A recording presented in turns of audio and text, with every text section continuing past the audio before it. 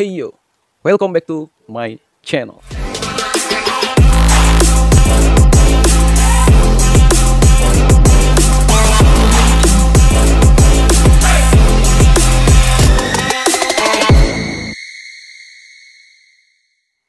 Assalamualaikum warahmatullahi wabarakatuh. Bismillahirrahmanirrahim. Alhamdulillahirrabbilalamin. Wassalatu wassalamu ala Sayyidina Muhammad wa ala alihi wa sahbihi ajma'in. Dengan menyebut nama Allah, Zat yang Maha Pengasih lagi Maha Penyayang. Segala puji bagi Allah Subhanahu wa Ta'ala, Tuhan semesta alam. Salawat, rahmat, dan ta'zim dan salam sejahtera Allah Subhanahu wa Ta'ala senantiasa melimpah kepada junjungan kita, baginda Nabi Muhammad SAW beserta seluruh keluarga dan sahabatnya. Ashabiku semua. Dalam mitologi Yunani ada perang Titanomachi, perang Titan versus dewa-dewi Olympus. Dalam mitologi Nordik ada perang Ragnarok, perang para dewa Asgard, Jotun, dan sebagainya. Dalam agama Islam, sebelum Nabi Adam, bumi ini memang pernah dikuasai para makhluk sakti yang suka berperang satu sama lain. Mereka adalah para jin yang tercipta dari api.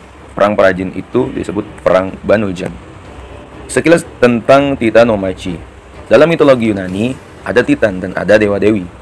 Dewa-dewi Yunani lahir dari para Titan. Dahulu, Uranus sebagai ayah para Titan diberontak oleh Kronos. Kronos pun berhasil memotong alat kelamin Uranus. Ia pun menjadi penguasa para Titan. Kronos takut ia akan diberontak anak-anaknya seperti yang memberontak bapaknya. Maka ia memakan hidup-hidup anak-anak mereka, kecuali Zeus. Zeus ini yang kelak akan memberontak Kronos. Zeus yang dibesarkan oleh Gaia, neneknya, tumbuh sebagai dewa yang sangat kuat. Ia pun datang ke hadapan Kronos untuk memberikan sebuah ramuan. Saat itu, Kronos tak menyadari jika Zeus adalah putra bungsunya. Akibat ramuan itu, Kronos tiba-tiba memuntahkan semua anak-anak yang pernah ditelannya, termasuk batu tipuan dari Rhea. Para saudara Zeus yang terdiri dari Poseidon, Hades, Hera, Demeter, dan Hestia lalu menyatakan perang kepada Kronos. Hasil akhir perang Titan versus Olympians adalah dikurungnya Kronos di Tartarus, semacam neraka. Sekilas tentang Ragnarok. Ragnarok terjadi gara-gara Loki, si dewa kelicikan dalam mitologi Nordik. Loki yang suka membuat gara-gara dihukum diikat di sebuah gua dengan ular di atas kepala Loki yang terus-menerus meneteskan racun ke mukanya. Ini terjadi sampai awal kejadian Ragnarok. Saat dunia dipenuhi bencana dan gempa bumi, gempa ini membuat bumi berubah, dan dampaknya adalah ini membuat Loki terlepas dari ikatannya. Terbebas, Loki memimpin anak-anak monster dan makhluk-makhluk dari Hel atau neraka ke Asgard untuk memulai perang akhir. Perang ini melibatkan Thor, Odin, serigala, para Jotun atau raksasa, dan sebagainya. Hasil akhir peperangan adalah Surtur, raksasa api membumi hanguskan 9 dunia dalam mitologi Nordik. Asgard, Midgard, Jotunheim, dan sebagainya.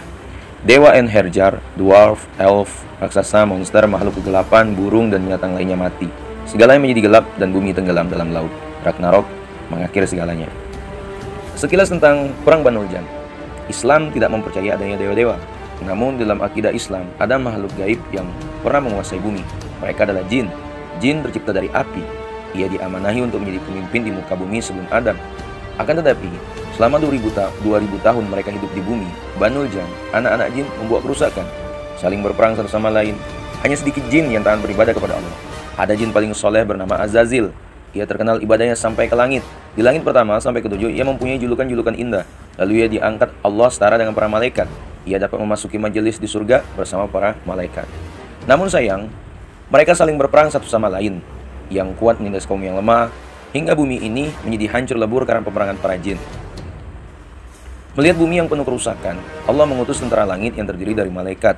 Dan Azazil pun ikut dalam pasukan itu untuk memerangi bangsanya sendiri yang durhaka. Dalam sebuah hadis, salah satu fungsi meteor adalah untuk senjata bagi para malaikat untuk menembak jin.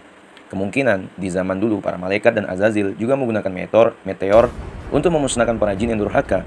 Dan bumi dihujani meteor selama berhari-hari. Semua tempat terkena serangan para malaikat. Jin yang terpojok memilih mengungsi ke lautan dan pegunungan. Mereka dibiarkan agar tidak punah, dan berakhirlah kekuasaan mereka di muka bumi. Lalu Adam tercipta, tapi mendapat reaksi heran dari para malaikat.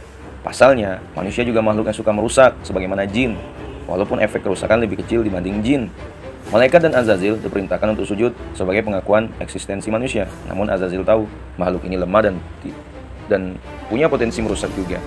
Azazil tidak mau mengikuti eksistensi manusia. Dia telah muak dengan para jin yang merusak di muka bumi. Dia protes, kenapa Allah ciptakan lagi makhluk perusak? Bayangkan jika malaikat saja heran, kenapa Allah ciptakan manusia, apalagi Azazil. Azazil cemburu, sakit hati. Dia capek-capek menyelamatkan bumi untuk mendapatkan kemuliaan dari Allah. Ia merasa harusnya Allah memerintahkan malaikat dan manusia sujud kepada Azazil, sang mujahid penyelamat bumi, tapi justru ia harus merendah di hadapan makhluk lemah. Ia sangat tidak terima. Mungkin terlihat sepele, Azazil diusir dari surga hanya karena tidak mau sujud hormat. Padahal itu masalah politik. Azazil tak ada bedanya dengan jin-jin yang sering berperang di bumi. Gila jabatan yang menyebabkan permusuhan. Mungkin Allah menilai Azazil tak pantas lagi di surga. Lalu seperti yang kita tahu, Azazil pun durhaka dan namanya dirubah jadi iblis. Iblis kembali ke dunia. Manusia dan jin diciptakan untuk beribadah. Ada manusia yang kafir, ada yang beriman, ada jin kafir, ada jin beriman. Ada taat, ada maksiat. Semua itu terjadi sampai akhir zaman. Namun kekuasaan jin di bumi telah berakhir. Kekuatan mereka dibatasi, namun jin kafir atau setan masih sangat bisa menguasai jiwa manusia. Kisah Banu Jan itu dirangkum dari sumber tafsir Ibnu Katsir dari Asar para sahabat Nabi. Menariknya, ada sedikit kesamaan antara kisah Titanomachi dan Ragnarok dengan perang Banu Jan. Dalam Titanomachi, Zeus dan dewa-dewa lain berlindung di gunung Olympus dari Kronos. Sementara dalam Ragnarok, hanya lautan yang tersisa dari perang para dewa itu. Dalam perang Banu Jan, jin yang terpojok oleh malaikat mengungsi ke gunung-gunung dan pulau-pulau. Sahabat-sahabatku semua, sekiranya video ini bermanfaat, jangan lupa share video ini kepada orang-orang yang kita cintai. Wallahu alam. Assalamualaikum warahmatullahi wabarakatuh.